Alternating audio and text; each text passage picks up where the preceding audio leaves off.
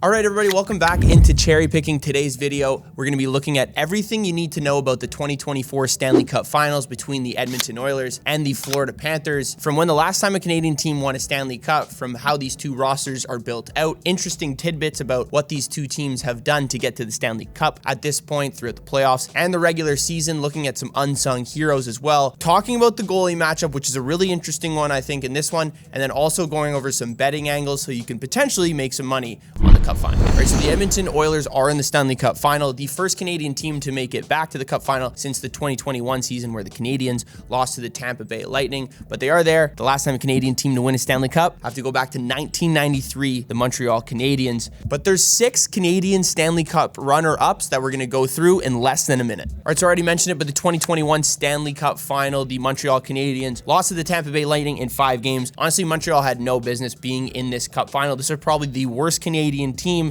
to make it to the Cup Final since 1993. The 2011 Stanley Cup between the Boston Bruins and the Vancouver Canucks, an absolutely heartbreaking series for Canucks fans and Canadian hockey fans as well, as the Canucks held a 2-0 lead and a 3-2 series lead, ended up losing in 7 games. It was a battle of the goaltenders as Tim Thomas walked away with the Conn Smythe that year. The 2007 Stanley Cup Final between the Anaheim Ducks and the Ottawa Senators, the Ducks ended up winning in 5 games, severely one-sided. Ottawa wins 1 home game and the Ducks outplay them in every single one after that. Andy McDonald scores a goal in each game except for just 1. The 2006 Stanley Cup Final between the Oilers and the Hurricanes, Edmonton, a historic postseason run there, being the first 8 seed in NHL history to make it to the Stanley Cup Finals. As I mentioned, ended up losing in 7, but Game 6, where Edmonton won 4-0, was the last home playoff win at Rexall Place, which was the Oilers' old barn. The 2004 Stanley Cup, almost as heartbreaking as the 2011 loss for the Vancouver Canucks. The Flames blew a 3-2 series lead to the Tampa Bay Lightning. Mika Kiprusoff, Jerome McGinley, Dave Anderchuk, Martin St. Louis, Nikolai Habibulin, a Cup Finals that featured a ton of Hall of Famers and legendary names, and at that time,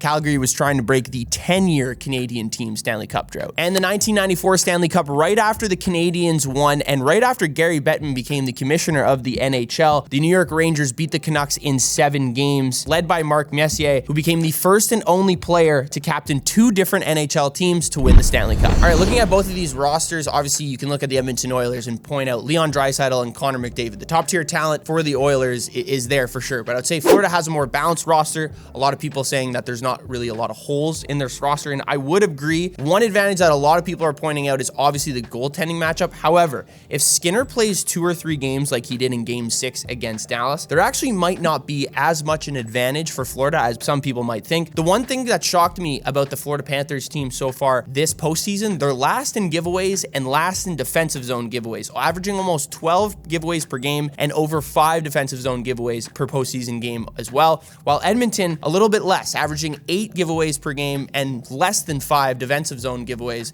so far through their 18-game playoff stretch, which is actually surprising considering the Oilers have 3 of the worst players when it comes to plus minus this postseason, that being Darnell Nurse, Warren Foegele, and then also Vincent Desharnais. Vincent Desharnais recently taken out of the lineup for Philip Broberg. Philip Broberg played the last 3 games of the Dallas series and played much better than what Desharnais was actually giving them. Oilers continue to have the edge also in block shots, have blocked more shots than the Panthers so far this postseason. Now that number isn't totally swayed, but one number that actually does lean quite towards the Panthers' favor is hits per game. The Panthers lead the postseason in hits with 739, averaging almost 45 hits per game throughout their stretch of the Eastern Conference foes that they knocked off. All right, so an unsung hero or difference maker on each team that you might not be thinking of. For the Oilers, I'm actually going to go with Philip Broberg. As I mentioned, came in as a replacement for Vincent Desharnais in Game 4 in the Dallas series, and since joining the Oilers has played much better, and the team has played much better defensively as well. They lose a little bit of value in terms of block shots, but there's other guys on the Oilers that can do that very well, and it's not like Broberg won't be blocking shots. It's the Cup Finals. He'll be getting in front of a lot of pucks. But the one thing with Broberg, he didn't have a single giveaway, whether that be in the offensive zone or defensive zone, throughout those 3 games that he played and replaced Vincent Desharnais. And apart from Bouchard, he had the best on-ice expected goals against amongst Oilers defensemen since being put in the active roster. So when he is on the ice, they are playing better defensively, keeping these players to the outside and not letting them really secure a lot of quality scoring chances, which was actually quite the opposite when Vincent Desharnais was on the ice. One of the advantages the Panthers have on this Edmonton Oilers team is their defensive depth. But if Broberg continues to play like he did in that Dallas series, it could create a much more level playing field for Edmonton defensively defensively. And for the Panthers, an X-factor player could be a guy like Anton Lundell. You know, centering that third line with Tarasenko and Luostarinen. He's tied 4th on the team in points so far this playoffs with 12, tied with Sam Reinhart, and is actually 3rd on the team in assists with 9. He's been the best faceoff performer on the team so far this playoffs, very close to numbers with Alexander Barkov, winning faceoffs at a 54% rate. And Lundell was an X-factor in that Bruins series, scoring 2 points in Game 6 and in Game 4 to kind of almost secure the series. And then if you look at that Tampa Bay Lightning series as well, he had a point in every single game except for Game 1. He's an X-factor because the Oilers lack offensive depth. Now, Adam Henrique is back and playing on that third line, which certainly helps. But if the Panthers' 3rd and 4th lines can outscore the Edmonton Oilers' 3rd and 4th lines, that'll mitigate a lot of damage that is coming from Leon Draisaitl and Connor McDavid. Now, looking at this goaltending matchup, I think it's a lot more interesting than some people are actually giving it credit for. You can easily just say Sergei Bobrovsky is going to be the better goalie and just leave it there.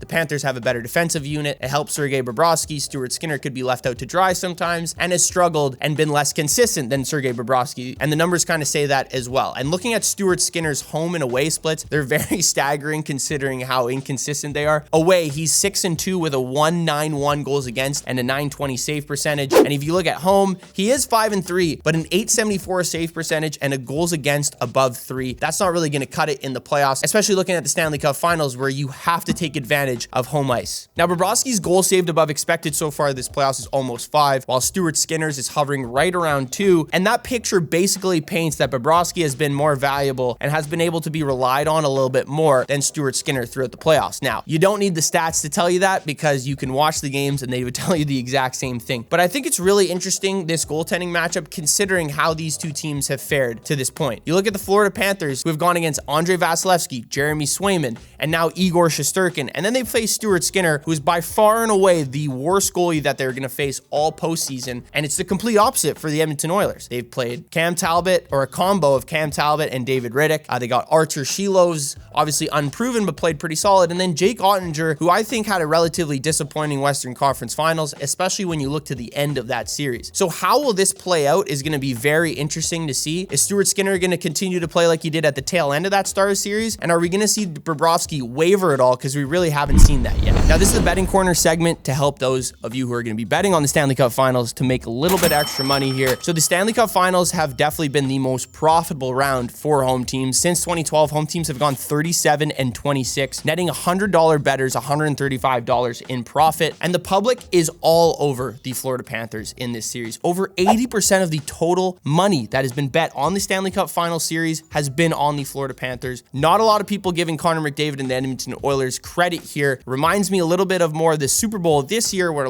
not a lot of people gave Patrick Mahomes and the Chiefs credit as underdogs like the Edmonton Oilers are in this one. The Niners, the Panthers, the more well-rounded team, but you forget about that superstar aspect of Patrick Mahomes. Connor McDavid, probably put in the same light in the hockey world. He's the best player on the ice, while Patrick Mahomes is the best player when he's on the football field. Both of these teams, when you're looking at money line sides or against the spread, haven't been like super consistent. Both teams have 6 straight up wins on the road and at home, and both of these teams are less than 50% against the spread since the playoffs. But looking at totals, the Panthers have been a very good team to the under. The Oilers have been a printing press to overs, except only at home, only at Rogers Place. So if you're looking to bet an over, I would wait. Don't do it game 1, don't do it game 2. Do it game 3. They've gone 6-2-1 to the over in their 9 home playoff games, averaging 7 total goals per contest. All right, that's everything you need to know about the 2024 Stanley Cup Finals. Let me know what you thought of all the different segments that we did in this one. If you want me to continue to do videos like this for next hockey season or throughout the summer for anything that you guys can think of, be sure to comment, be sure to like and subscribe, and I'll see you guys in the next video.